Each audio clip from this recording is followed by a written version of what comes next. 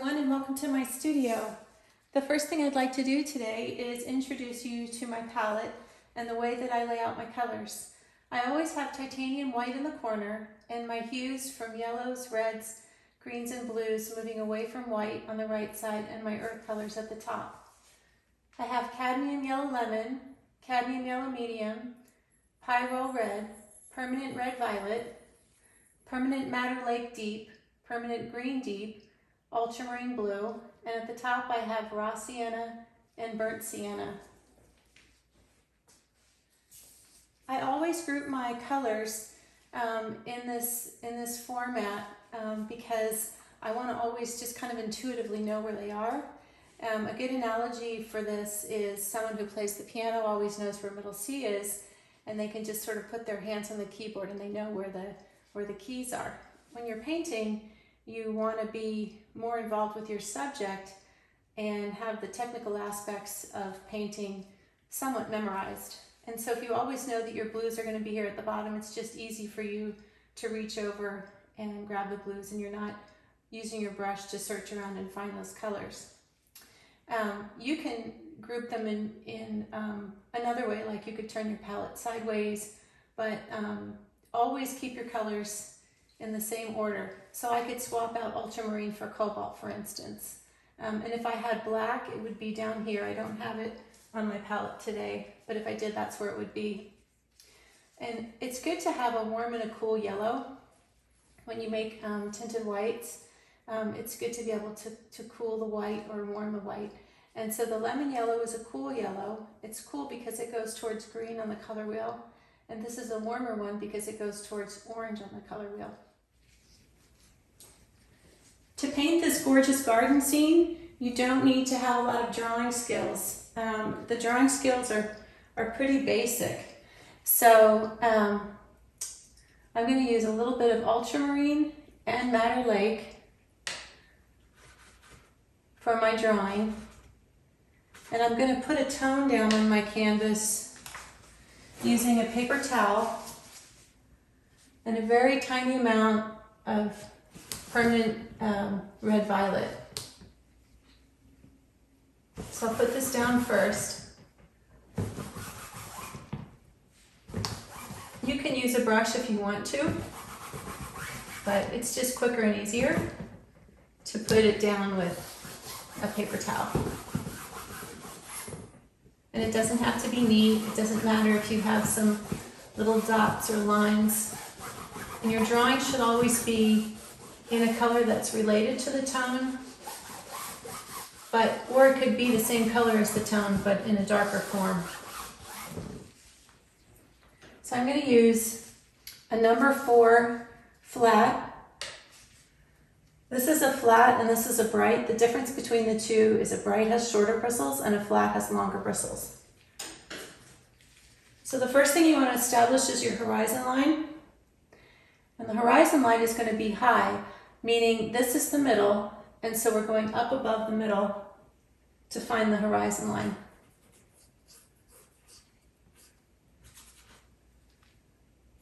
And then we want to have an opening for the sky. You can see that in the reference photo there's a lot of sky up here, but we're sort of zooming in and we're going to eliminate some of that, and we're just going to have a sky hole in the middle like this. And then we're going to have some smaller sky holes coming through the trees and branches and things on the left and right side. But right now we're just drawing in the big shapes. So the horizon line in this painting is not straight. It sort of steps forward like this. So you don't want to do a curved line because in perspective, lines flatten out as they go back in space. So if you were in a drone looking down at this pond, it would be a round line like that you would see. But because you're the viewer and you're looking from this perspective, the rounded lines flatten out as they go back in space. And so you can still create the depth of going from this distance to this distance, but you need to make it in little stepped lines. And we want to have this, the furthest point be off center. So think of your canvas as being divided into vertical thirds and horizontal thirds. And so we're going to have the deepest point be back here on the right vertical third.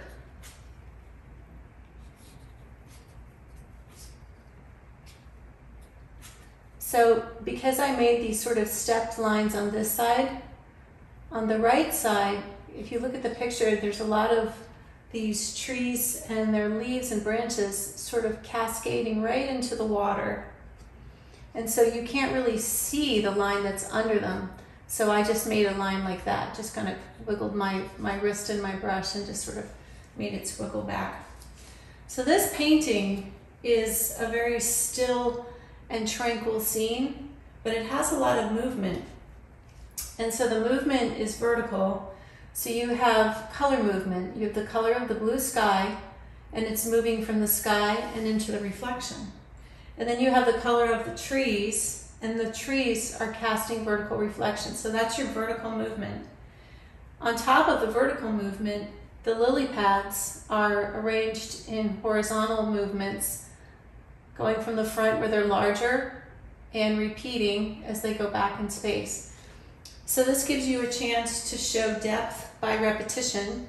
Repetition meaning you're taking bigger lily pads in the front and you're making them get smaller as they go back in space. You also have the vertical movement of the tree trunks.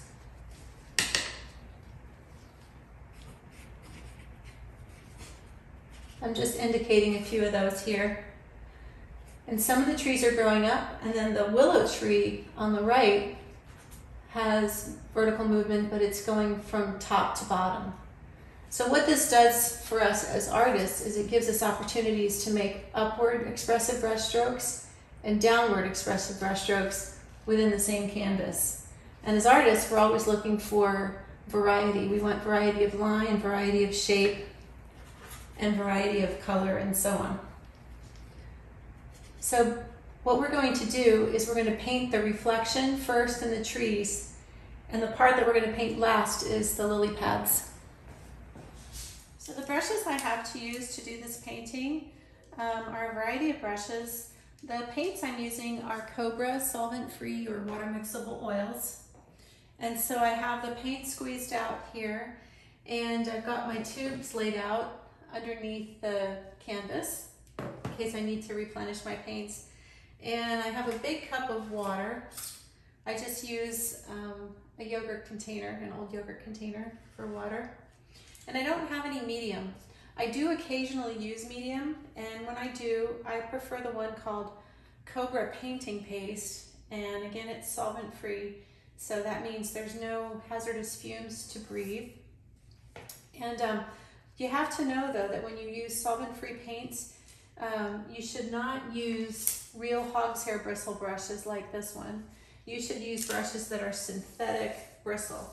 So they have to be approximately the same stiffness as a hog's hair bristle brush, but they're synthetic. And there's a lot of great brands out there. The one that I'm currently using is the Silverbrush brand, and these are called Bristlon brushes, and I really like them. This one is a number 8 long filbert, and it allows me to do big fluid strokes. And I like to use these oil paints because they're, for me, just like working with regular oils, and I can get nice thick sculpted brush strokes. I also like to use round brushes, and this is a number 4 round. I also have a 2 and a 6. And you saw me draw with the flat. That was a number 4 flat. I also have a number 6 flat. This is a pretty small canvas that I'm doing for this demonstration. It's approximately 10 by 12. And so I don't need huge brushes, but I can still go up to this number 8, and you can see that proportionally with the canvas, it's still a great size. I also have a couple of brights, and these are great for making crisper lines, more direct lines, and they're great for drawing with also. This is a number 6, and I also have a number 4. So good variety of brushes. If you do have hog's hair bristle brushes, you can use them with these paints, but what you need to know is once they get wet, the bristles become too limp, whereas the synthetics don't. They don't absorb the water. And if you have acrylic brushes, like I've got some really soft acrylic brushes and watercolor brushes, you can use those with these paints a little bit, but you end up having to use a lot of water and treat them more like acrylics than oils. My idea with using these paints is I can paint in my studio with the windows closed. I don't have to breathe any paint thinner, and I can get the same look as regular oils. And they dry in about the same time also.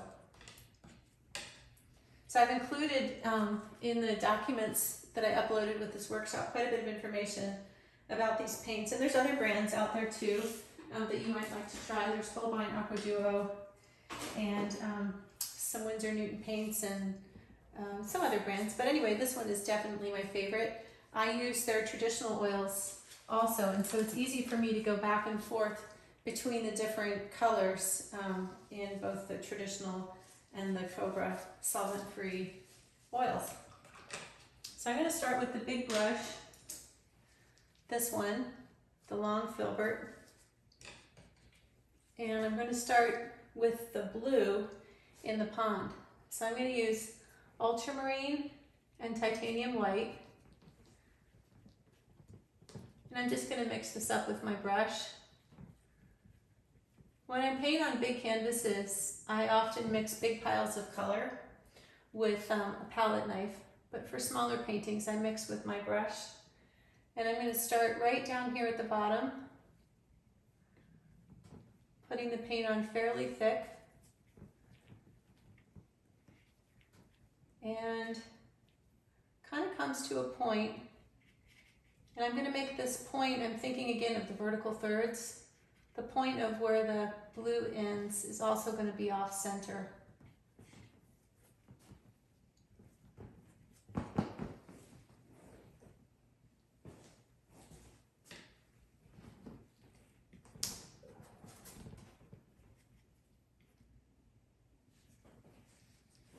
I'm going to add some more of this darker blue to the bottom. And I'm going right down off the edge of the canvas. So colors should be brighter and more colorful, meaning a less gray pigment in the foreground, because colors get grayer as they go back in space. And even on a small canvas like this, you can create a lot of depth just by adjusting colors. You sort of tell the story of depth through what I call your toolbox, which is lines, values, colors, and edges. So colors get grayer as they go back in space, lines flatten out, values get lighter typically, and if you put all those things together plus repetition and soften your edges as your edges go back in space, you'll be able to create a lot of depth even with very little detail. So the sky is a greener blue. And it starts off with the same color at the top. So I'm putting that up here. And then to this mixture, I'm going to add more white and a tiny bit of permanent green deep.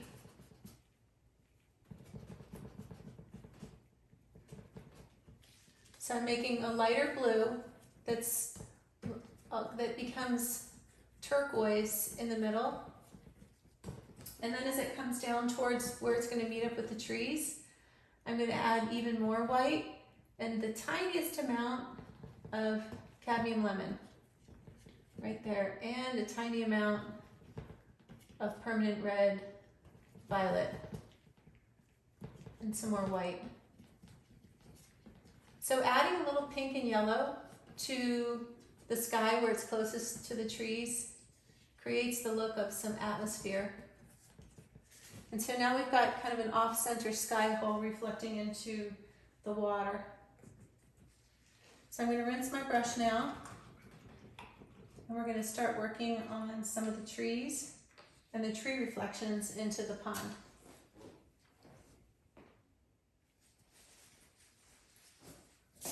So we're going to paint the trees from dark to light.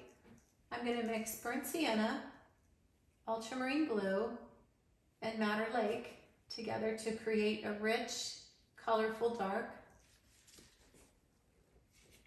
And in the photo, the dark that's behind the flowers and bushes at the very end of the pond is really dark, but we're going to make it lighter as we paint. So why use a colorful dark instead of, say, plain black?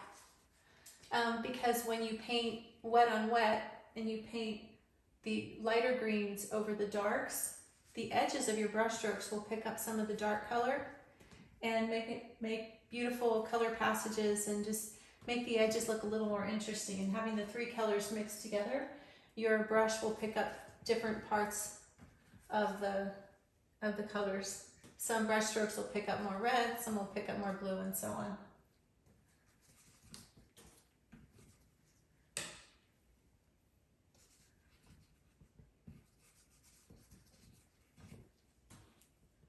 So just going through here, just kind of going along my stepped back shoreline of the pond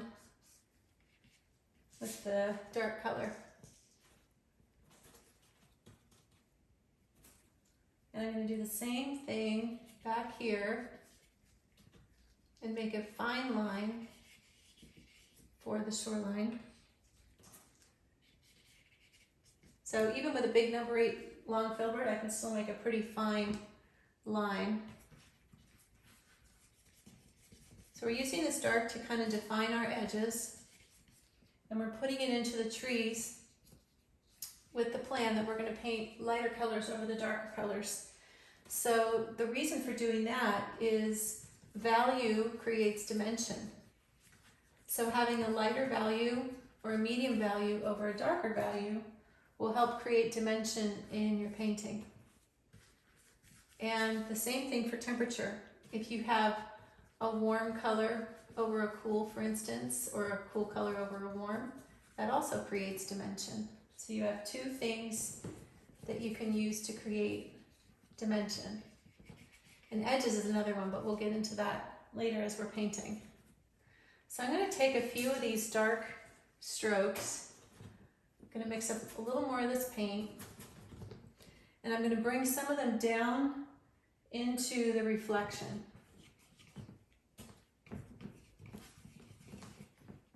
So our painting, when we're finished, is going to be bright and colorful and luminous, but you can't have the brights without the darks to set them off. So we're sort of setting the stage here, bringing the dark colors down into the reflection. To do the same thing, we're going to paint some of the lighter greens up here, and we're going to put some of them over the dark in the reflection. Remember, we're going to paint the whole reflection first, and then we're going to put the water lilies in. I chose to leave the foreground grass and ferns out of the composition because I just felt like I wanted it to be about the lilies going back in space, and I wanted the reflection to just sort of cascade right off the canvas. And I didn't think that the grass and the other leaves and things added to the painting. When I look at the picture, they just sort of cover up some of the lilies, and so I didn't want that in my painting. And whenever you're using a photo reference or even painting from life, you should always edit out a few things, and you can add things too, but it's a good idea to try to decide before you paint what's important to include and why do you want to do that. What feeling do you want to give your painting? I want my painting to be beautiful and inviting and tranquil. So I know that I need to have that vertical movement, and the horizontal movement together will give a very peaceful sense to my scene. And I also want it to be colorful and inviting. And so those are pretty simple things, but it's a pretty small painting. So whatever you think you want your painting to be, you should think about it ahead of time and then try to keep that in mind when you're deciding what to include and what to leave out, what colors you want to include, and so on. That's called intent. And you always want to have a good solid intent when you start to paint something.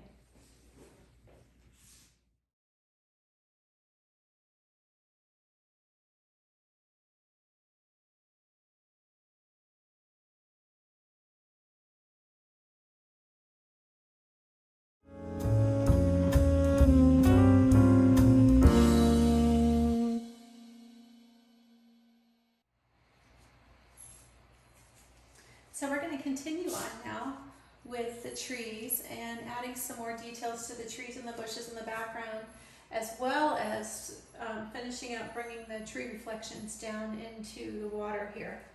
So I'm going to use my number 6 flat brush. I stopped the video and replenished some of my paints here.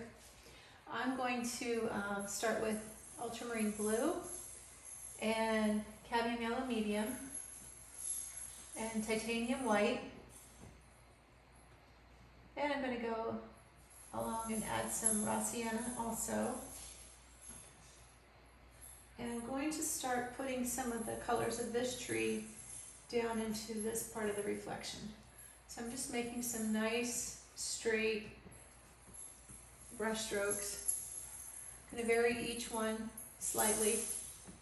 So I've made this a little darker and a little warmer than that green.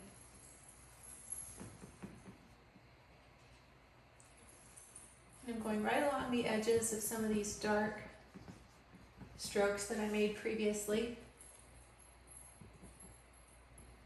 I think I'm going to add a little more dark to this section back here. So I'm picking up ultramarine and madder lake and burnt sienna. If you hear jingling in the background, that's my dogs running around. Okay, so I'm adding a little more of this dark right back here. And I'm going to also add some more of the dark here. I just want to set the stage for some bright colored lily pads later on by adding some darks in this section.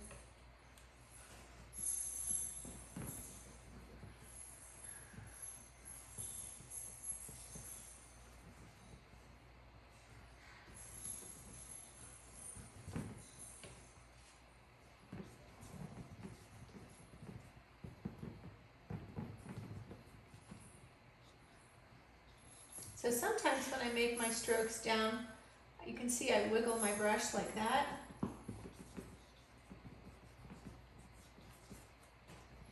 Just gives a little expression. It's still a downward vertical movement though. I'm going to mix some of this green with some of this dark and put that in the water here. Before I do too much more detail, I want to get the rest of my canvas just filled in. And I've decided I'm going to add a little more blue at the bottom, but I'm going to make it a blue violet. So ultramarine blue plus permanent red violet plus white. It's going to go down here. A little more violet mixed in with the white. I just want it to be a little bit darker. And I'm going to put some over here.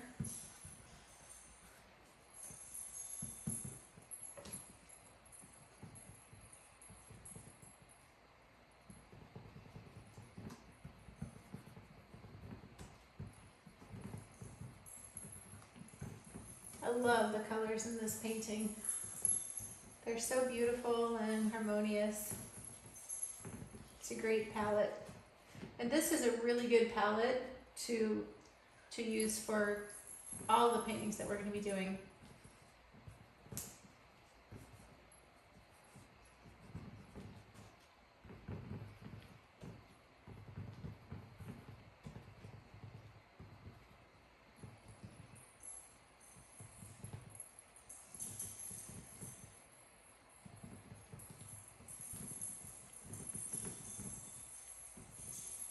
Just bringing a little more of this blue right up here. And I've added some more white to it because I want this to be a darker blue violet, and up here I want this to be lighter.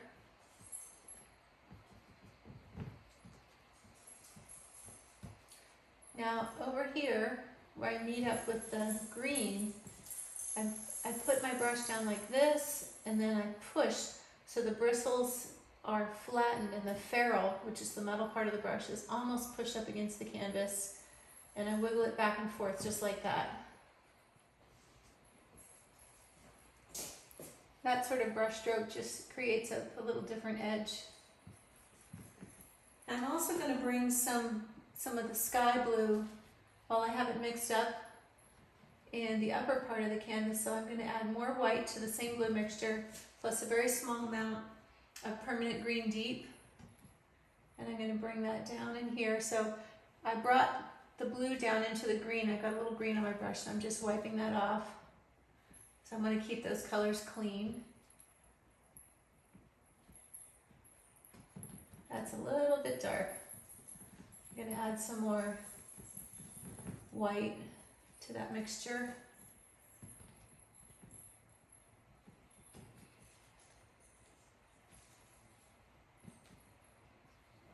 And now I'm going to go over to this side, and I'm going to do the same thing over here.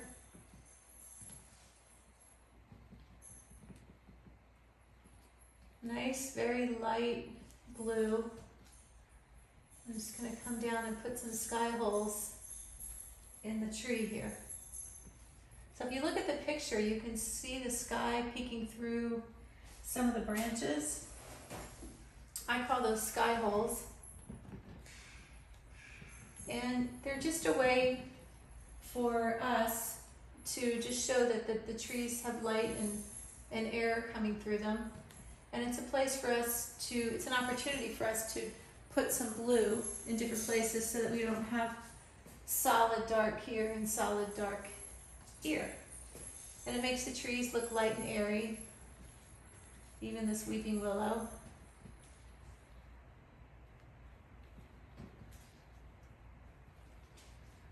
And now I'm just going to brush a few more strokes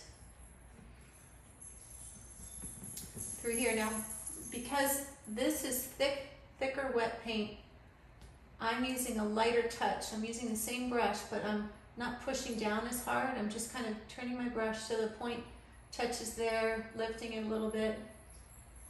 Just kind of lightly brushing it through there, and that gives me some really nice soft edges.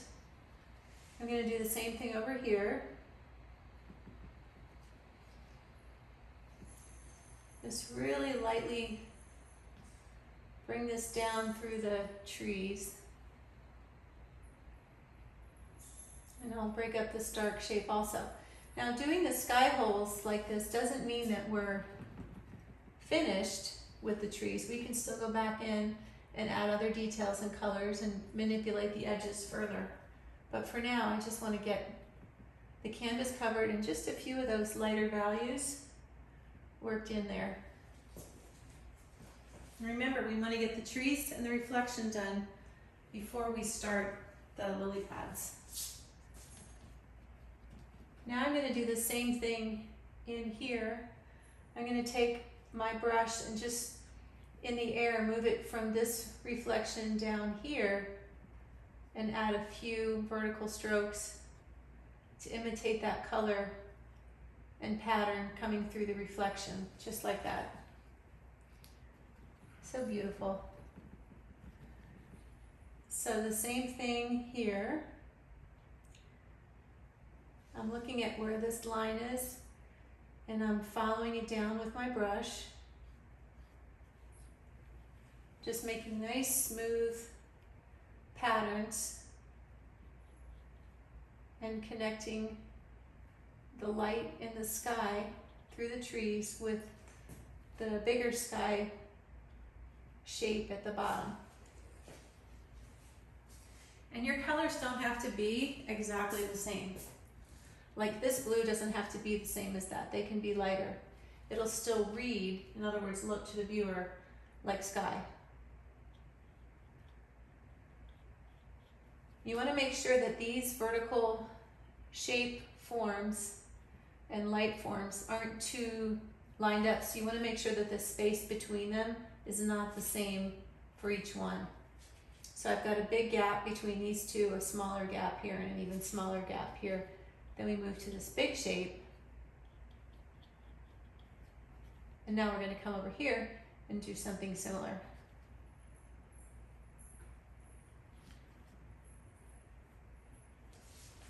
So I'm standing back now to check and see how it looks from a distance, and you should do the same thing.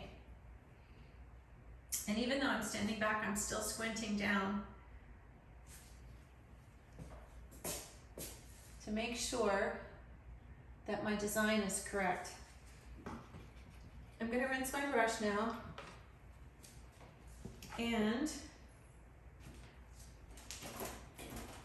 I'm going to start adding some more details to the trees and bushes. I'm going to get a round brush. This is a number 4 round. So I'm going to start lightening up some of these green shapes here. I want to have a cool green, so it's similar to this hue, but not as light as that one. So it's darker and it's cool. So I'm going to mix permanent green deep, ultramarine blue, cadmium yellow medium, and titanium white.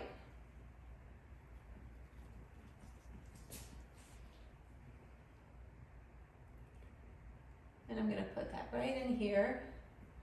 And I'm going to add a little bit of red to it because I noticed as soon as I put it down, it was a little too bright. It needed to be grayed down a little bit because it's in the distance.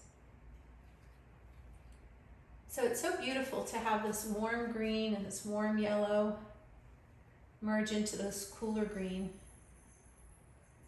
Just makes a beautiful, soft color shift. I'm going to put some of that green color in here as well. And I'm standing back to see if it's a good amount or not. Now I'm going to get some more yellow, put it in the same color pile, and some more white, and I'm using the cadmium yellow medium. Then I'm going to add some more Pyrole red, and I'm going to put some of that color on these greens near the edge of my canvas.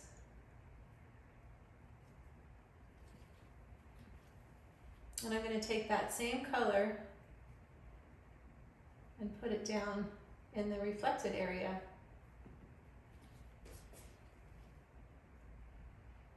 One of the nice things about having a painting where you're painting reflection with lily pads over it is you're not painting the same thing in the reflection as in the sky. Well, you are doing that, but then you're going to change it so it's not a mirror image by putting the lily pads over it. Okay, so now I'm going to put some of that warm green here, except I'm going to make it even warmer by adding more cadmium yellow, more white, and more orange, more Pyrole red. And I'm going to put some of that here. And remember, these brush strokes are going to be vertical with a downward motion. And I'm going to bring them right into the water because this is a willow tree. It's very clearly a willow tree, and it does just sort of drip and fall right into the water. I have to figure that Monet planted a tree with downward movement and others with upward movement on purpose. So these, same thing. Now I don't want them completely straight, so notice that some of them go over to the left and then come down.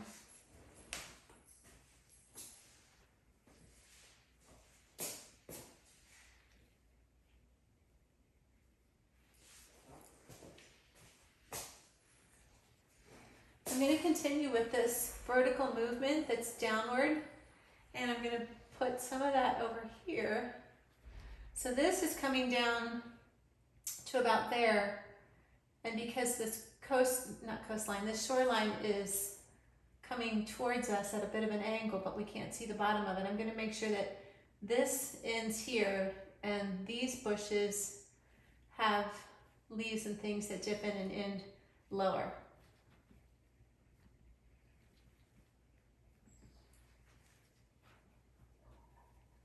And I'm gonna put a few more here,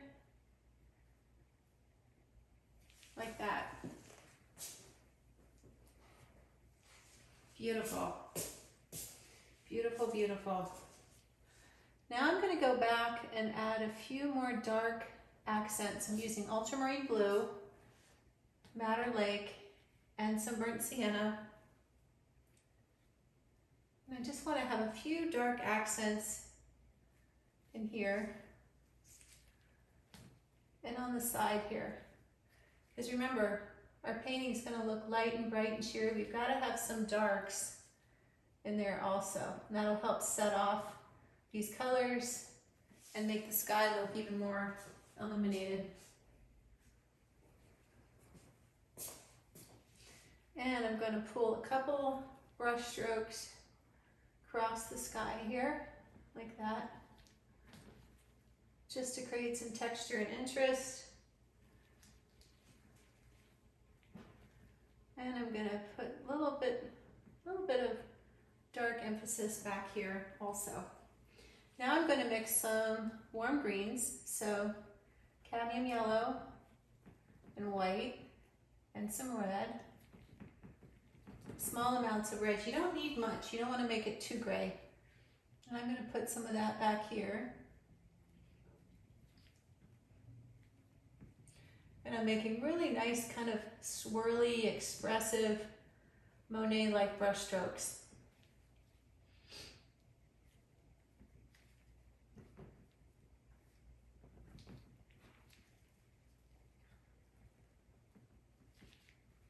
And I'm coming all the way across here. I'm going to add a couple of red accents right in here, just like that. So we got a lot of color moving around, shifting, making my eye go from place to place. I want to create flow with a web of color. So when I put a color here, like this red, I want to think of 2 or 3 more places where I can put it. So I'm going to put it out here, and then I think I'll put a little bit right here. And what you do is you get this web of color going, and the viewer sees it one place, and then they see it in another place, and they see it in another place, and then they pick up pink, and they see that here and here and here. And it helps them keep moving around your painting. It helps keep their eye moving, and they keep discovering new colors and new things.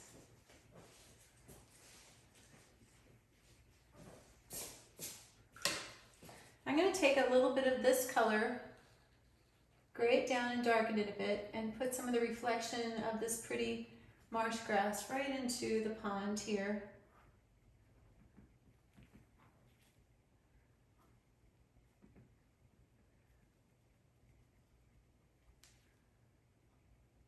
Like this.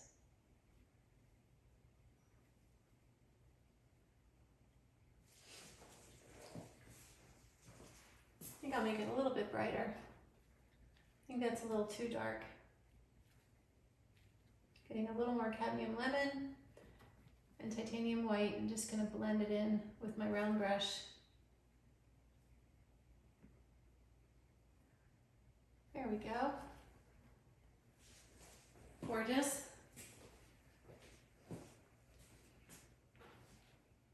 So I just stood back and then decided to add still a little bit more here in the middle.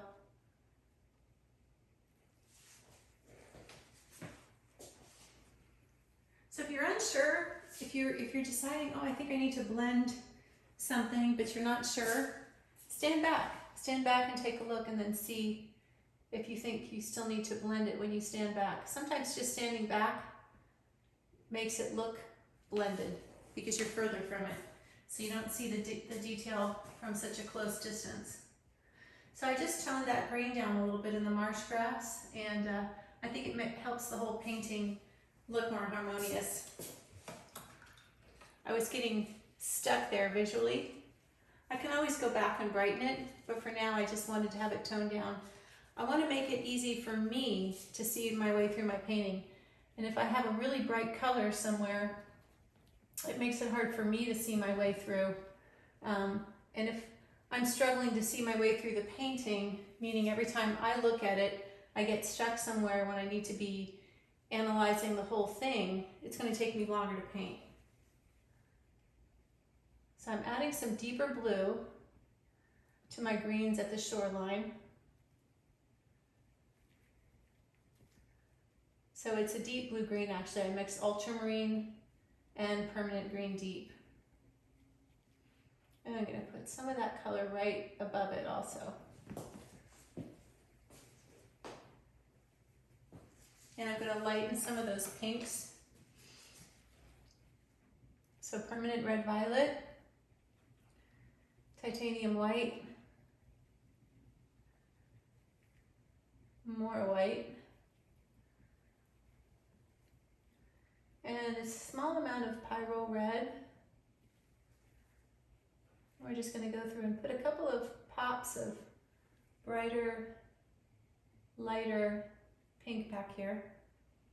And I don't want this to be a straight line of those brush strokes. I'm going to have the pink come right down to the water's edge,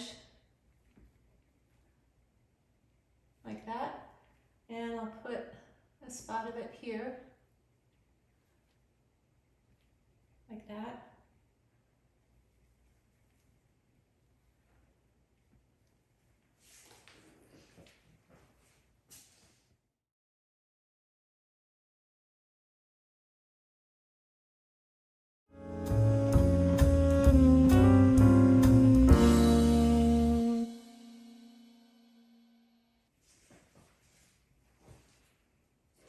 So I'm going to continue using my round brush. I'm going to rinse it off. And now we can start painting the lily pads. So the first ones I want to paint are back here. And if you look at the photo, they're very cool green. In fact, you can almost hardly tell that they're green. They're so light. And then as you move forward, you can see the lily pads in the foreground are very green. And we're going to make nice bright green colors. And some of the lily pads are pink, a few are purple, and there's some lily flowers, which we're going to paint in a very impressionist style where we just sort of indicate them with some pops of paint color made with a round brush, and I'll teach you how to do that. But for now, let's start with these at the back. So I'm going to pick up titanium white and ultramarine blue. And I'm mixing it right into my mixture of yellow that's here on my palette. And I'm getting a perfect color. I think I'll add a little permanent green deep as well. And I'm going to pick up a nice thick amount of that color on my brush. And very lightly, I'm going to just kind of go across the back here.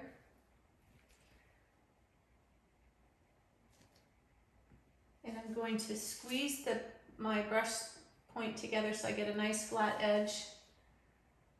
Sometimes I just squeeze it together like that to get a little finer edge. And I'm bringing that right across, and I'm letting some of the brush strokes move up into the foliage. So I don't want a straight line across, right? I want my painting to be interesting texturally. Now I'm going to come down a little lower. I'm going to leave some of this dark paint showing in between. And I'm going to make some more lines indicating some more water lilies in the distance. Remember, if we were looking down on the pond, we would see the round lilies, but even the round shapes flatten out as they go back in space. So from our vantage point, and to paint these, we just make these straight lines.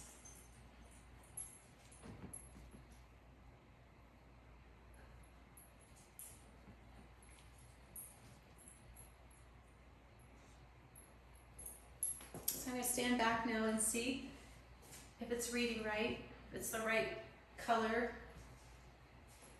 And it's definitely looking beautiful. I'm going to pick up a smaller brush now, and I'm going to get some of this light pink color and add some white to it.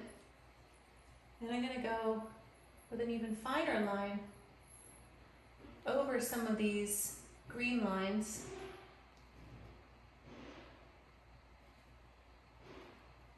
Like this. And just indicate with some small brush strokes a few of these little lily flowers. So what I'm doing is I'm taking some of this white paint mixed with pink, and I'm using my round brush. This is a number 2, by the way. And I'm putting a brush stroke down like that. Now I'm also going to put some reds and pinks that are darker. So I've just gotten some Pyrole red and permanent red violet, and I'm going to put some reflections in between of some of those flowers that are in the distance, just a few.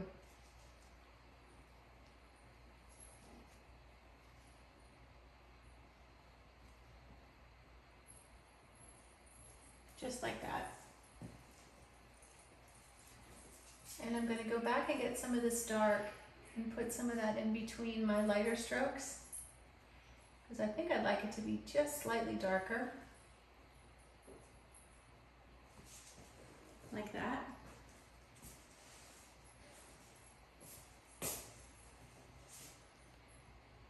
I'm going to knock that down, that's a little too tall.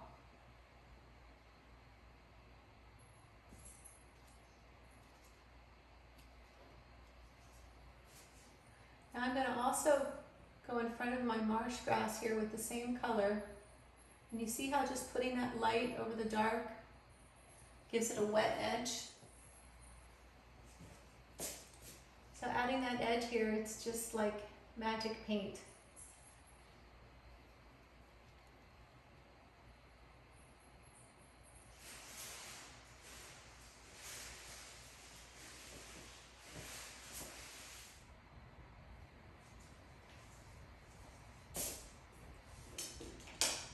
So I'm going to continue using my round brush.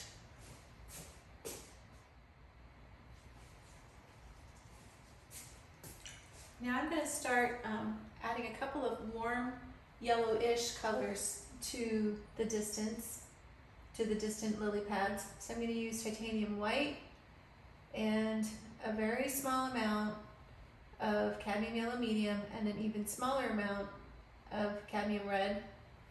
I want to make kind of a neutral warm yellow. Neutral meaning it's not a really bright color, it's more like a warm tinted white. Okay, so I'm going to put a few strokes of that back here. So I want to leave some of the cool green and also have some of this warm yellow white.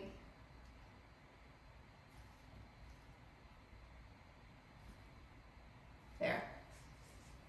Now we're going to add some lily pads down here. We're going to start moving forward with the lily pads. So if you notice in the picture, some of the lily pads in this section where they're in the shade are reflecting the sky. So they're like a blue-violet color.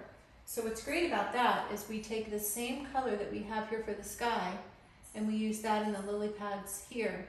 And then we take some of this reflection color that's from the trees and we brighten it a bit and put that over the blue. So it's a design trick to put something that's technically like the background into the foreground, which should be the lily pads, and vice versa. All right, so I'm gonna mix my lemon, cadmium lemon, and permanent green deep. And that's really, really bright. So we're gonna add just a tiny amount of Pyrole red. I'm also gonna add some raw sienna. Adding earth colors makes your greens look more real, and it also makes them look rich and alive. There's something about having warm and cool greens together that makes your green leaves and lily pads and whatever it is that you're painting look very much alive. So look how luminous this green is on top of that dark and next to the blue. So this green is much brighter than this or this or this, and that's what we want, because colors get grayer as they go back in space and more vibrant and luminous as they come forward. Now our perspective as we're looking at this picture is looking out here. We're looking slightly down here, which means that the lines of the lily pads that flattened out back in space are now more round in the foreground. So that gives us some interesting horizontal shapes, because right now all of our interesting shapes are vertical. So Monet painted his lily pads Like he would make these big swirls like this and kind of go back over them and make the paint fairly thick, like in an impasto style. He piled up lots and lots of layers of paint. So I'm doing that too.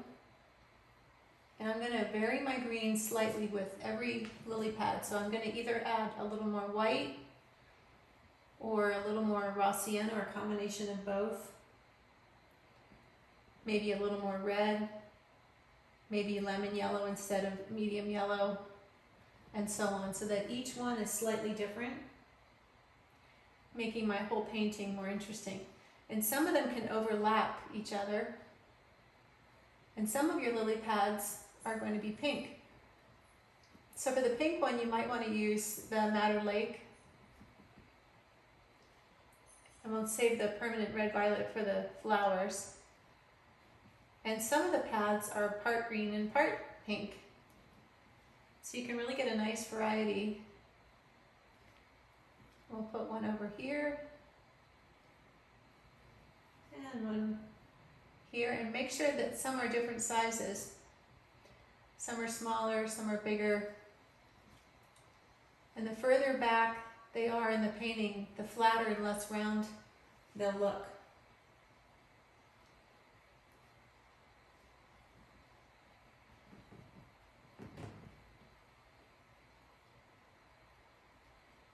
So I'm going to add some more white to this green here.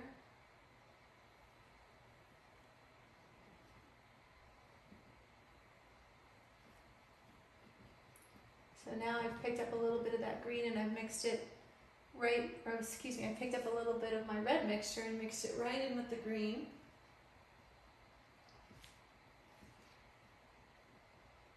So you want to make sure your reflection is done before you start painting the lily pads over. And it doesn't mean you can't go back and add a few details to reflection.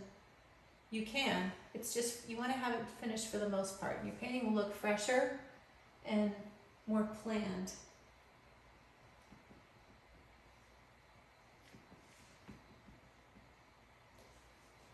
And make sure you take time to stand back and see how your shapes are looking. Make sure you don't line them up too evenly.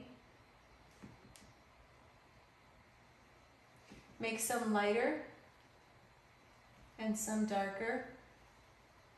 Some more yellow, some more green, and so on.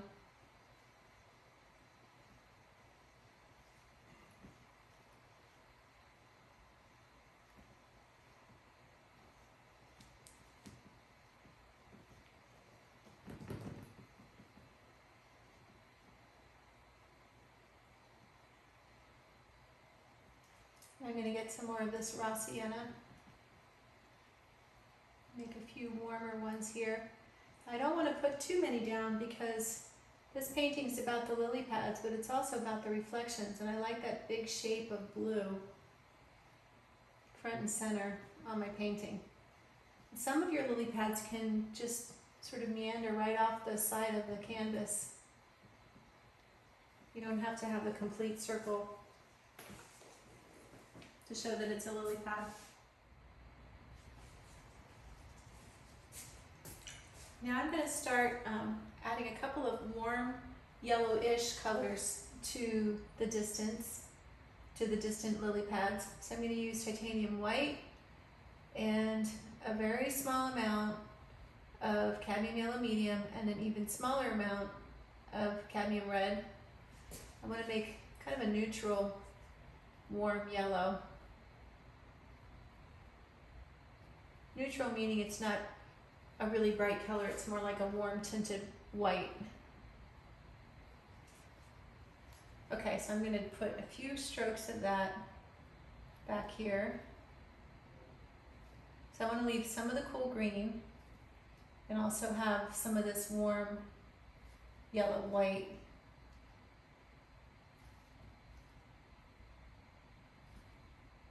There. Now we're going to add some lily pads down here. We're going to start moving forward with the lily pads. So if you notice in the picture, some of the lily pads in this section where they're in the shade are reflecting the sky, so they're like a blue-violet color. So what's great about that is we take the same color that we have here for the sky and we use that in the lily pads here. And then we take some of this reflection color that's from the trees and we brighten it a bit and put that over the blue. So it's a design trick to put something that's technically like the background into the foreground, which should be the lily pads, and vice versa. All right, so I'm gonna mix my lemon, cadmium lemon, and permanent green deep. And that's really, really bright. So we're gonna add just a tiny amount of Pyrole red. I'm also gonna add some raw sienna. Adding earth colors makes your greens look more real, and it also makes them look rich and alive. There's something about having warm and cool greens together that makes your green leaves and lily pads and whatever it is that you're painting look very much alive. So look how luminous this green is on top of that dark and next to the blue. So this green is much brighter than this or this or this, and that's what we want, because colors get grayer as they go back in space and more vibrant and luminous as they come forward. Now our perspective as we're looking at this picture is looking out here. We're looking slightly down here, which means that the lines of the lily pads that flattened out back in space are now more round in the foreground. So that gives us some interesting horizontal shapes, because right now all of our interesting shapes are vertical. So Monet painted his lily pads like he would make these big swirls like this and kind of go back over them and make the paint fairly thick, like an impasto style. He piled up lots and lots of layers of paint. So I'm doing that too. And I'm going to vary my green slightly with every lily pad. So I'm going to either add a little more white or a little more raw sienna, or a combination of both. Maybe a little more red, maybe lemon yellow instead of medium yellow, and so on, so that each one is slightly different, making my whole painting more interesting. And some of them can overlap each other, and some of your lily pads are going to be pink. So for the pink one, you might want to use the Madder Lake. And we'll save the permanent red violet for the flowers. And some of the pads are part green and part pink. So you can really get a nice variety. We'll put one over here and one here, and make sure that some are different sizes. Some are smaller, some are bigger. And the further back they are in the painting, the flatter and less round they'll look.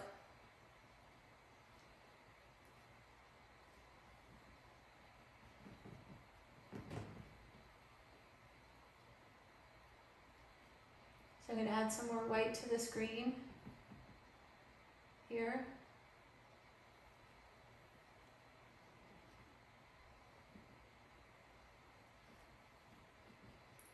So now I've picked up a little bit of that green and I've mixed it I picked up a little bit of my red mixture and mixed it right in with the green.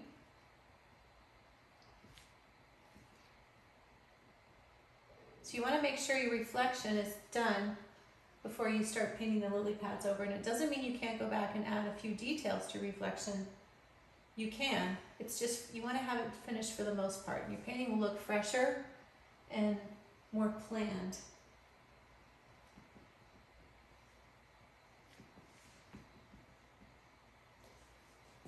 And make sure you take time to stand back and see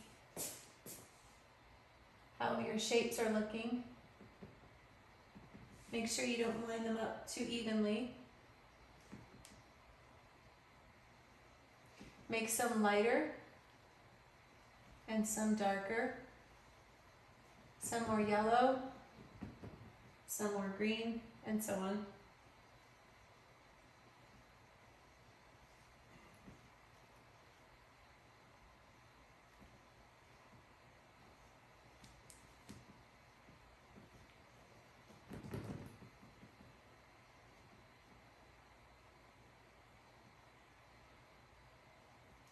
I'm going to get some more of this raw sienna. Make a few warmer ones here. I don't want to put too many down because this painting's about the lily pads, but it's also about the reflections, and I like that big shape of blue front and center on my painting. Some of your lily pads can just sort of meander right off the side of the canvas. You don't have to have the complete circle to show that it's a lily pad.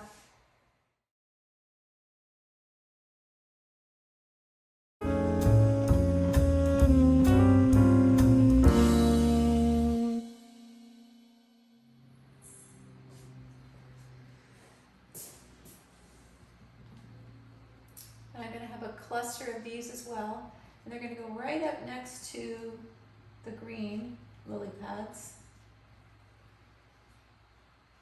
And I don't want them to be in a straight line, so I've got two down here, one up here.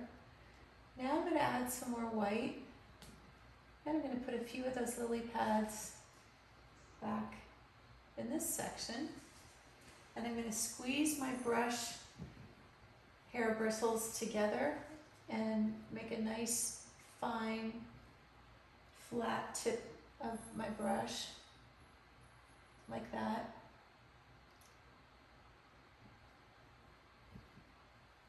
And I'll put a few of those brush strokes right there.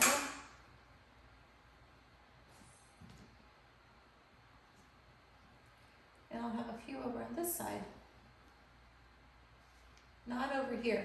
I have a lot wider area of green tree reflections on the left than I do on the right, so I don't want to put any on the right.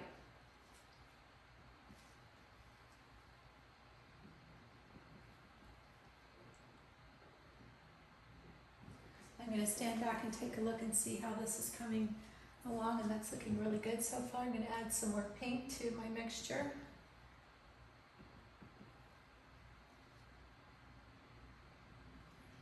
And I'm going to let some of these leave the canvas edge. So that gives us a nice variety of edges too. We have some leaves going off the side, and then we have some vertical brush strokes of the trees and their reflections. So vertical and horizontal. Now I'm going to mix a brighter pink. So permanent red violet, Pyrole red, and titanium white. I want to have a nice bright pink one right there. And I'm going to blend the edges, so I've made two flat brush strokes to put the pink in place, and then I've gone through the paint again around the edges and integrated it with some of the green lily pads around it. Just wanting to make those edges more interesting. Now I'm adding a little more red and white to this mixture.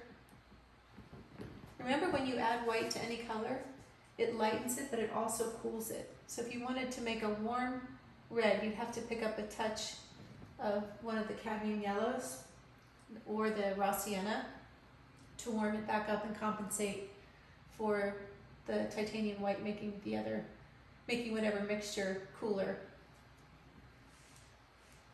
So I'm just adding some of this into some of these lily pads here in the foreground. It's green on blue, so it needs a little extra added color to really stand out from the blue.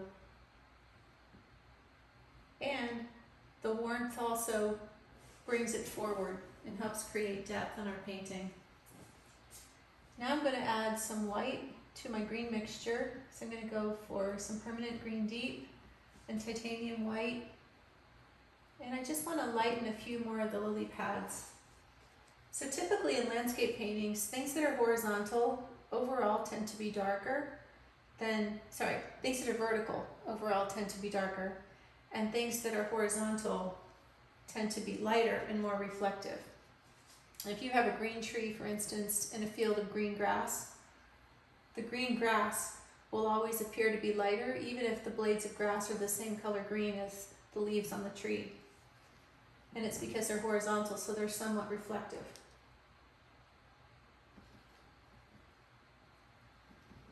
So I'm going to add this yellowish white to the tops of some of my lily pads, like that.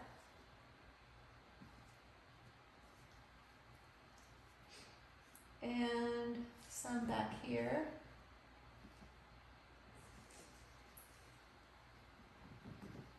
Adding a little more white still. So when I go over some of the ones that are already in place, like these green ones, and I put the lighter color over it, I leave some of the dark showing around the edges, and that helps give it dimension. Remember, value shifts create dimension. So now I'm going to pick up some more cadmium lemon. I'm going to stand back and take a look at the painting and see how it's coming along. And I think I need to add some more yellow greens. And I'm going to add a nice cluster of lily pads right here in the center. And I want them to be partially over the dark tree reflections and partially over the blue sky.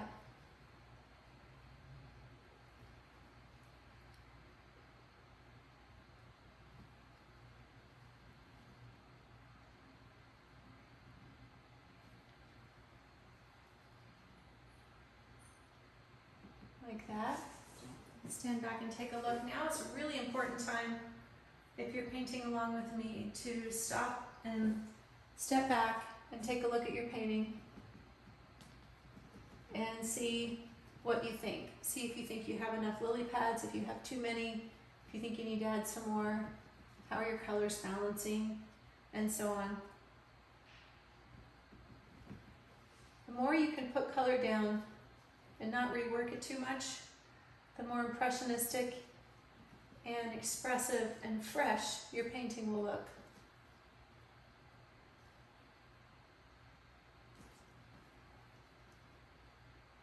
And I'm going to put another cluster down here. And these are going to be a nice warm green. So I've added a lot of cadmium yellow medium and cadmium yellow, and permanent green deep together to make these really bright, beautiful green lily pads. And having that warm green on top of the cool blue sky really helps them stand out.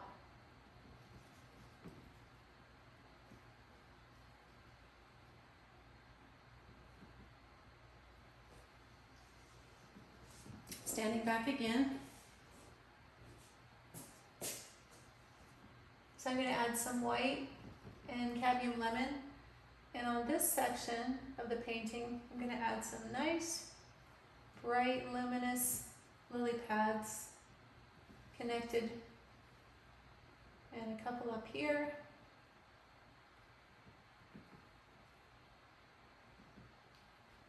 and I'm going to take a little of that green and put it right in the back like that. So I mixed it with the gray or green. Now I'm going to mix some Pyrole red, cadmium yellow, and white. And I'm going to add a couple of strokes of that in here. And some more pink. So I used the Madder Lake this time. I'm going to add a couple more pink ones in this cluster.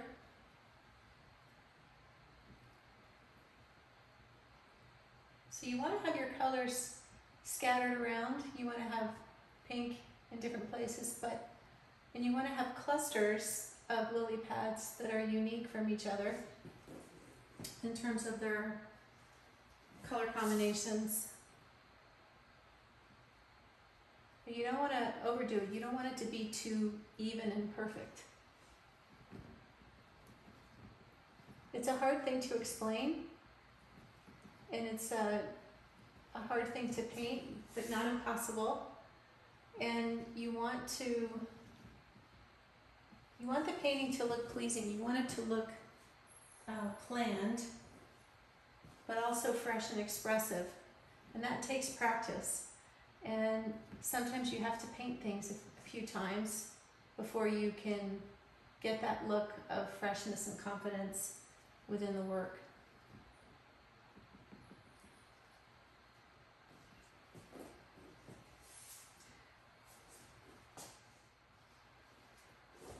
I'm going to move away from the lily pads now, and I'm going to go into these bushes in the back here, and I'm going to pick up some of this blue-gray color that I have mixed, and I just want to soften the edges of some of these flowers.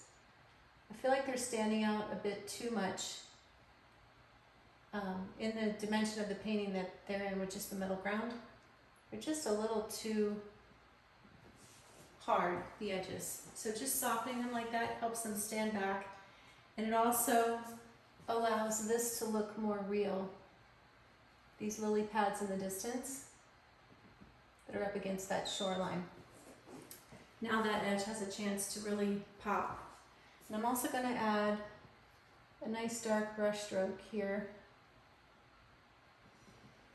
I may add two, but I'm going to stand back now and just take a look at that. Oh, that's really nice. Sometimes as we start adding more and more color, we lose our dark values and we have to put them back. So I'm going to rinse this brush and put it down. I'm going to go back to using my number 2 round. This is definitely one of my favorite brushes. And we're going to start putting in some of the lily flowers. So I'm going to clear some old paint off. Alright, so titanium white and a tiny bit of permanent red violet. I've got a nice light fresh pink. I'm also going to add a little bit of cadmium yellow medium. And so now it's a warm color. It's almost like a salmon color. So if you look at the picture, there are white flowers, pink flowers, purple flowers, and so on within the lily clusters. And I want to have some nice warm pink yellow ones to start with. So I just added a little more yellow to that mixture. And what we're going to do is load up a lot of paint on the brush. Can you see how much paint is on there? And I'm just going to pop a flower in just like that. And I'll make it a little bit bigger. Really thick paint. And I'll put one here. So after I made that brush stroke, I had some of the green mixed in with the paint on my brush, and so I had to wipe it with the paper towel that I'm holding in my left hand. So same white and yellow, but this time I added Pyrole red instead. I'm going to make a couple more flowers. So we'll have one back here, and one here. Let's stand back and see how these are looking. So pretty. And I'll have one here. This one I'm going to add some more yellow to.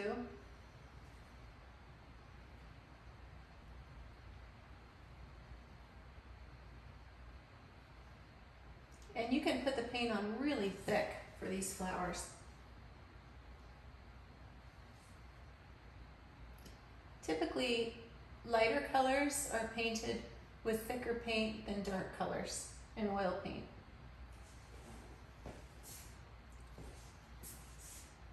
For acrylic, it's not so specific.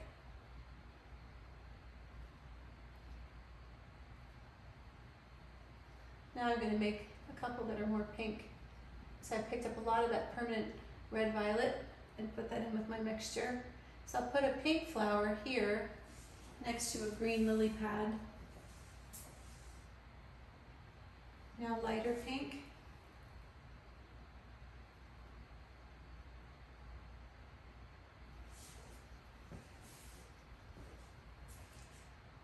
And I think I'll put a nice yellow-white one down here.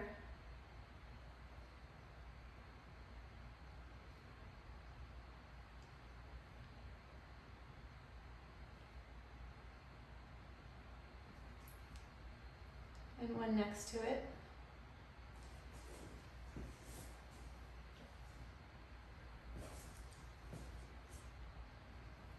And I'll put one over here. This one I think I'll make more pink. So picking up some more of the permanent red violet.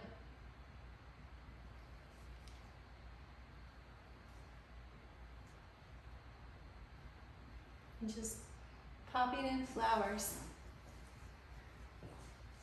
I'm going to put a few more lily pads back in this corner of the painting. I just noticed that I was going to do that. I got sidetracked and didn't put them back here, so I've got sort of a big empty dark space. There, that looks better. Now, if you look again at the photo, you'll see that the edges of some of the leaves have spots of yellow and spots of brown. And I think it would be nice for our painting to define just a few of the edges, not too many. So I'm going to pick up some burnt sienna and some of this cadmium yellow and mix those together to make a really deep earthy orange. And I'm going to just go around the edges of just a couple of these, here and there, making very small brush strokes with my number 2 round brush.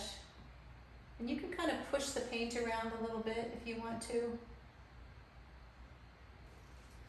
Now I'm going to make a mixture of ultramarine, white, and madder lake.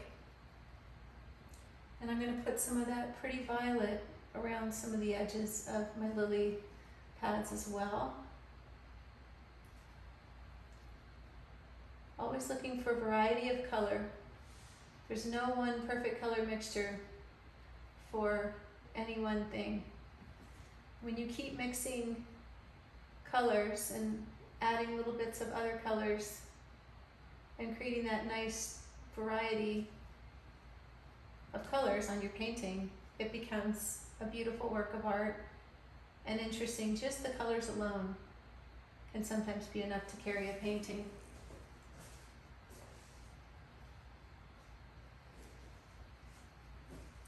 I'm going to also add some of this hot yellow. I'm calling it hot because it's the cadmium yellow medium mixed with a little bit of the red. I'm going to add some of that in here.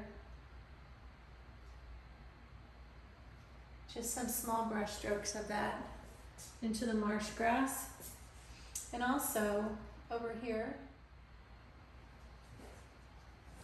I don't want to overdo this, but it just needs a little more color here, I think. And I'm bringing the movement down into the water, just like it is in the photo. And I'm putting some of that pretty light yellowy green color on this willow and bringing that in beautiful kind of flowing brush strokes like that down into the water, adding to that vertical movement, that downward vertical movement in my painting. And I'll put a few more up here.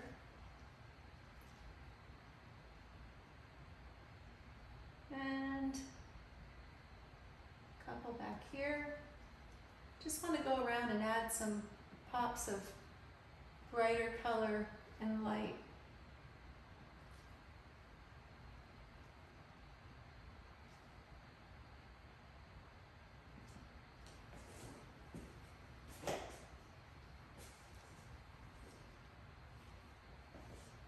And I'm taking my time. Now I'm going to add some white to this yellow. And I'm going to hold my brush between my thumb and my middle finger like this, so I've got a little looser grip on it. I'm going to make a few strokes of that white color with just a tinge of yellow in it, right there in the center of the marsh grass. And I think I just overdid that, so I'm going to add some more green and some more ultramarine.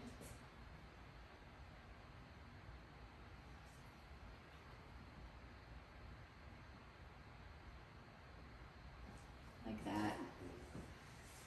Just needed to have that dark and light next to each other. Here's a little cadmium lemon. Because that's a focal point in the painting, it's got to be balanced. So I'm going to go back now and pick up some pinks. I've got permanent red violet and titanium white, and I'm going to start working back into the lilies, some of these nice rich pink colors. So I'm taking some of the lily pads that are green and some that are pink, and I'm working some of this brighter pink into both of those colors. So some of the green pads have a little pink lip on them, and some of the pink ones have a little brighter pink.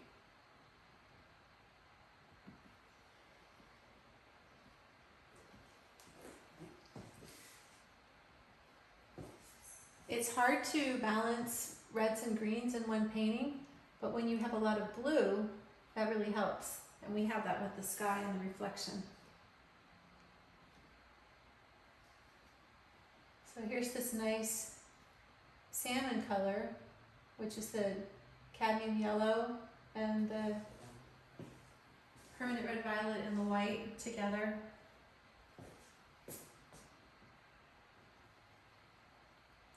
So after a while, when you're working with a photo like this, or any photo, when you're in the finishing stages of a painting, you almost want to put your photo reference away and just keep working on the painting. After a while, the painting needs to speak for itself, and you need to sort of detach from your photo reference, because you're not taking so many cues anymore from the photo, but instead you're looking at your painting and you're asking it, what do you need? You know, like I'm looking at it and I thought, well, these flowers in the back are pretty, and I've softened the edges and allowed the shoreline to pop like it needs to, but I thought I needed a few more. That's not in the photo, that's just the painting.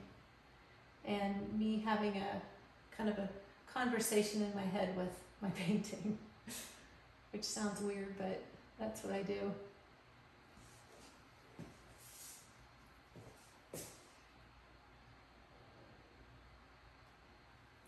Now, over here, I feel like this area looks a little unfinished. The question is, do I like it that way, or do I want to give it a little more detail? I kind of think I want to add a little more detail here. What I want to do first, though, is add some ultramarine, madder lake, and burnt sienna. I want to just get a couple of darks back in here. Not a lot, just a couple. Just to kind of give a little vertical dark structure back to the painting.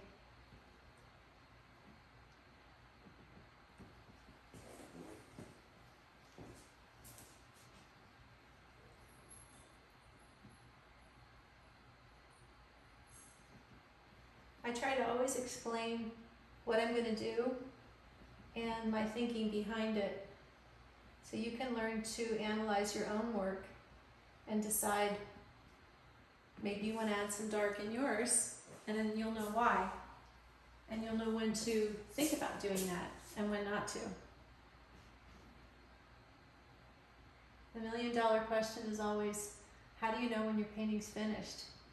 It's really hard to know. Sometimes you have to take a break for 10 minutes and walk away from it and come back.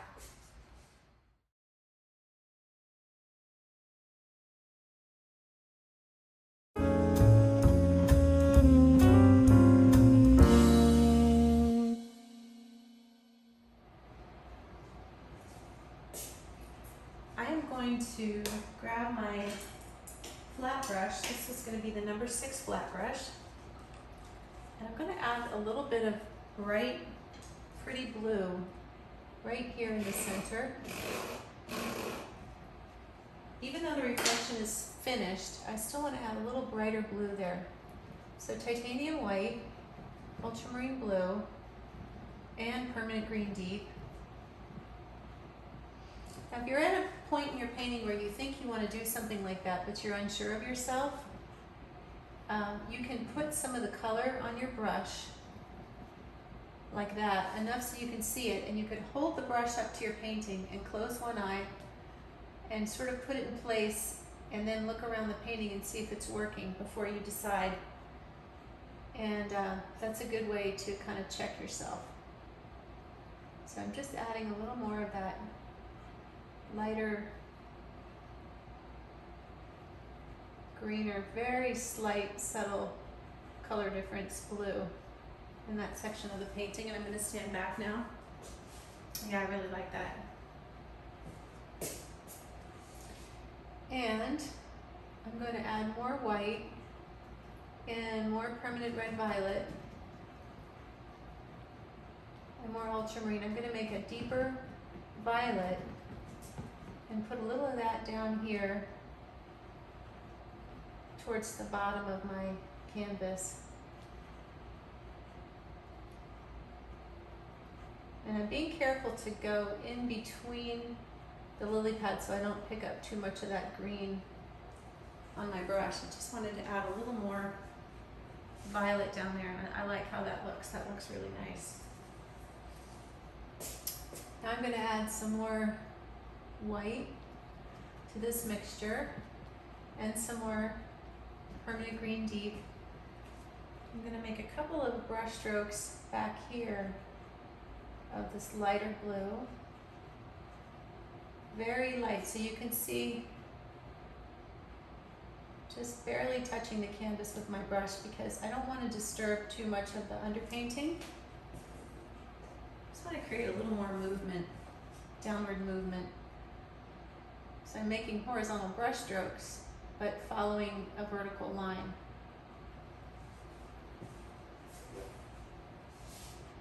Yeah, I like that too. Now to that mixture, I'm going to add some more white. And I'm going to just brighten up a couple of these pads back here. Stand back again.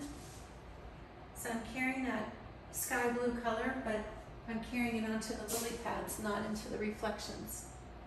Because back here there's no blue sky reflection, it's just trees. I'm just working some of those pretty blue lily pad colors towards the back. Standing back again to look at my painting because I don't want to overdo it. And these actually do look a little bit repetitious, so I'm just going to knock one down, pull that one over, there. So when I stand back and I'm looking at my painting, the conversation I'm having with myself is, first question is, where do I go first? Where does my eye go first? And am I getting stuck in any one place? Am I able to keep moving around and around the painting? Do I have enough depth? Do I need to soften some edges? Do I need to add some brighter colors, and so on? And so the first thing I see is this line here is a little too prominent. So I'm just going to knock it down a little bit. And these trees back here need some softer edges.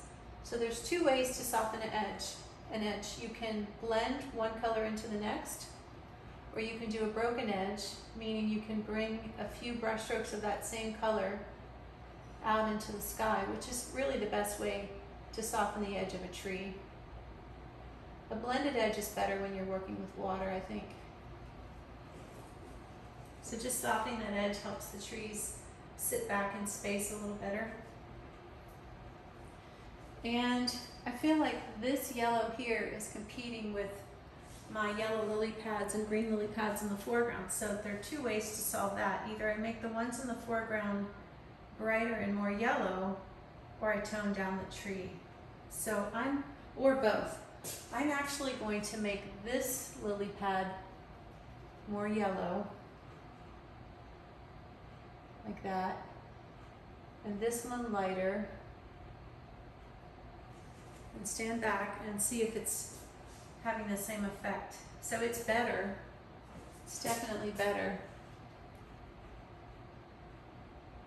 But I'm also going to lighten this yellow in the tree. So I'm going to put a little spot of white in here.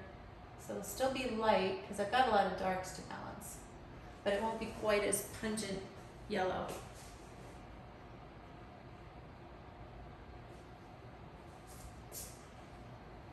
And I'm going to add a little bit of red in here into this willow.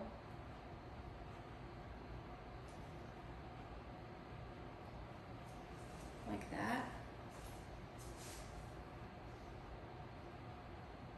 I've got a good variety of brush strokes.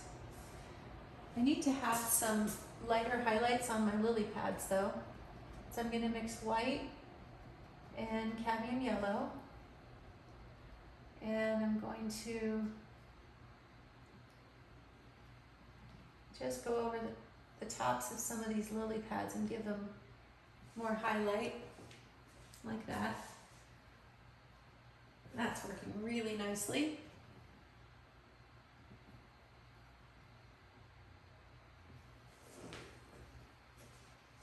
And having the paint put on the canvas in such a way, like that last brush stroke I made right here, that's so thick it actually casts a little bit of a shadow and adds to the look of three-dimensionality of the work. So I did it again.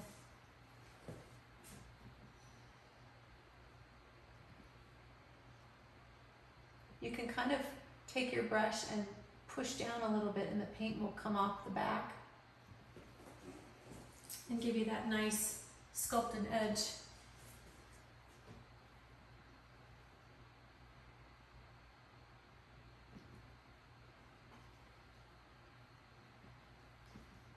So again, with the titanium white and cadmium lemon, I'm going to add a little red to this mixture.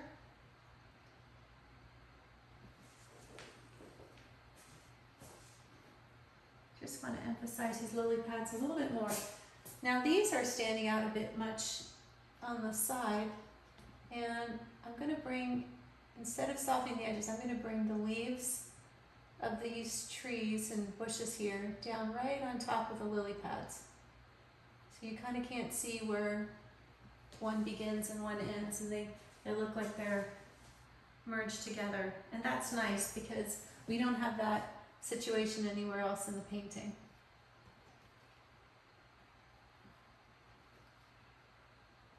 Remember to squint down and look through your eyelashes. See the big shape, see the design.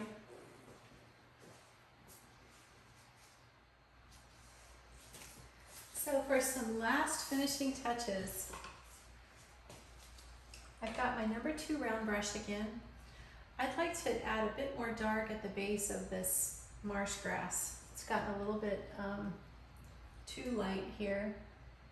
So I really need a dark like this, and then the medium green, and then the light to really make that look three-dimensional and stand out much better. And then back here, this dark needs a little bit of cool green. Just a couple brush strokes back here. We're still keeping the dark, but we're just giving it a little detail and texture. And I need a couple of pops of cool gray-white back here against that shoreline where the lily pads wrap around the marsh grass. I'm going to soften the edge just like that of that lily flower. I'm going to get some bright white with a tiny amount of yellow, pretty thick paint, and I'm going to brighten this flower here.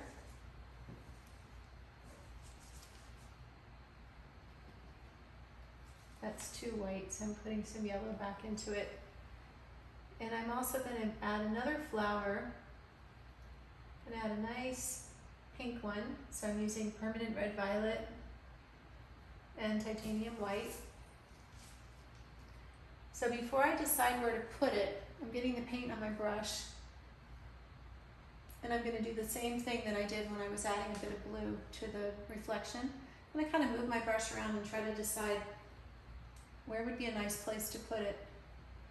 And actually, I think it would be really good to have a dash of pink here, kind of set off that green. And then, where would we put another flower? Right here.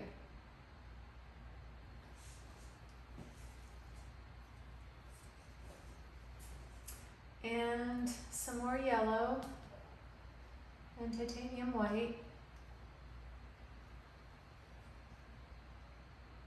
I'm going to put another flower here.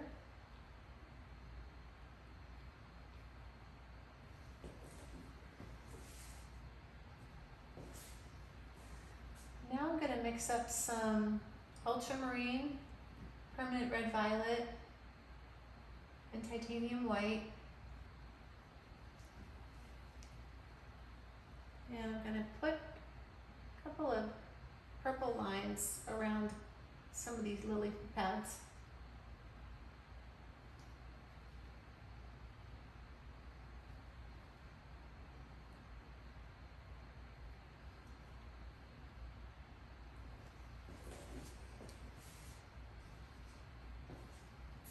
And one off to the side here.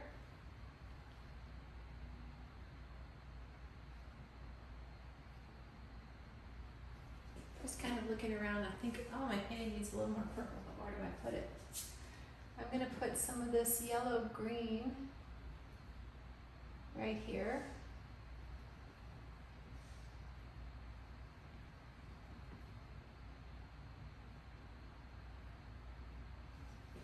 Like that. And this shape here of this tree right here, this needs a little more red right around the edges, I think. So I want the colors in the background to support the colors in the foreground. So they can't be too bright. They sort of have to echo what's going on in the foreground. And then you're able to have a nice web of color and a lot of balance in your colors, but still have depth.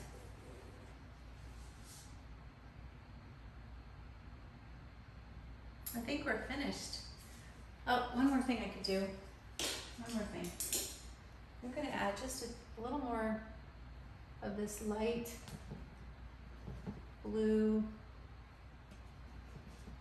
and ultramarine blue and permanent red violet and a lot of white. I want to just lighten the sky a little bit behind the trees.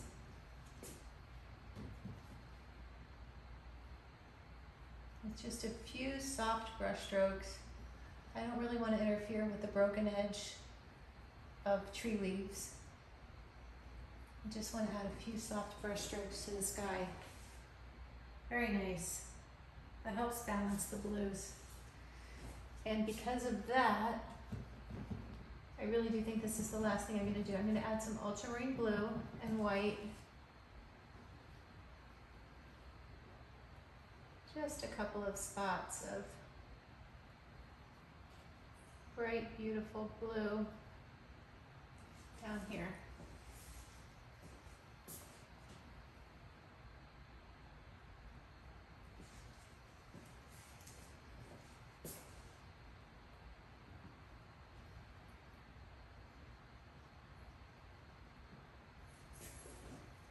And we're finished. That's Monet's Garden Pond. Thanks for joining me. I hope you enjoyed painting along and creating a beautiful garden pond landscape. I'm going to sign my painting, and I'm going to take the tape off and around the edges and zoom out so you can get a clearer picture of it. And I'm also going to take some close-ups for you to look at. But I want to show you how I sign my name. So I use my number 2 round brush, and I get ultramarine. Well, I get a color that I think about for each painting. It's a different color, but for this painting I'm going to use ultramarine and madder lake. And I usually sign in the lower left hand corner or the right corner, and I'm going to choose to sign it in the lower left-hand corner. For small paintings, I typically just sign my initials.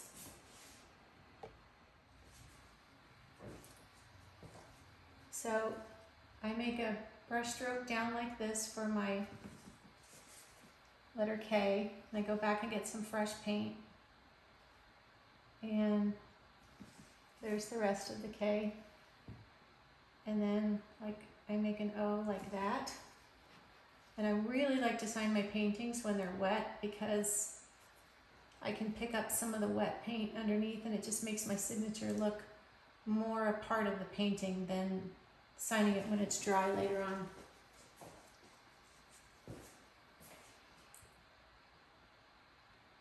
Your signature is a really important part of your work, and it's something you can practice and make it really beautiful.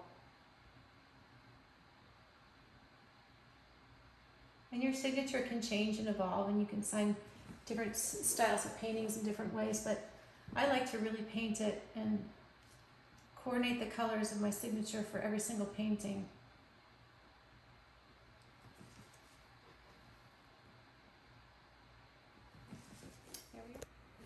So this is what my setup looks like. I tape the canvas down to this board. Now I can take the tape off.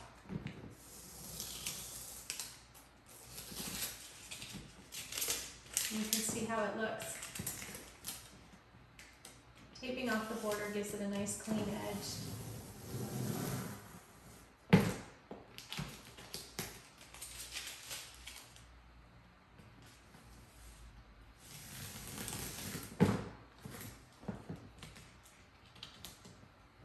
There.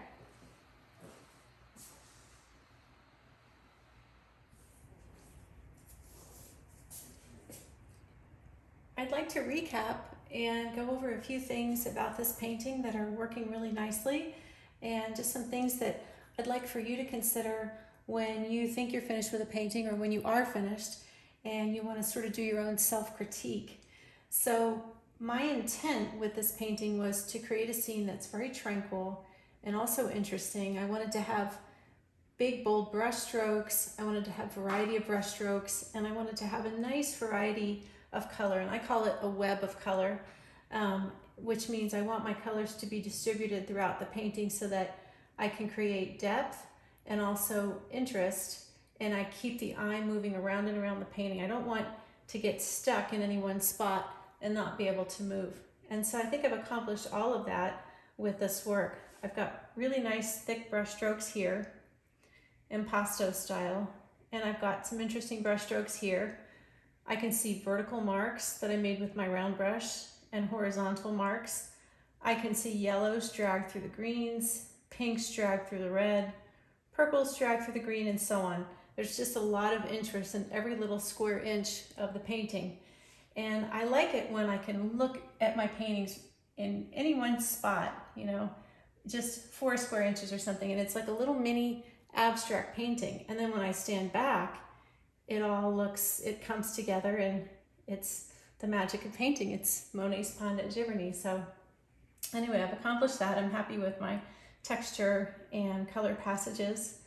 I've got the downward movement, and I've got nice strokes of paint coming down here with the willow tree. And it doesn't necessarily have to be a willow tree. I'm just taking my inspiration from the movement of how that tree grows to give me direction on how to create my brush strokes to cascade down into the pond. And that's how I look at photos. I'm not trying to draw and perfectly illustrate the tree, but I want to take inspiration from it and cues. Cues for color, cues for motion, cues for brush strokes, and so on. And I've got really nice soft pinks and salmon colors, blue grays here, and those are highlighted or echoed. Those are echoed from the brighter colors in the foreground.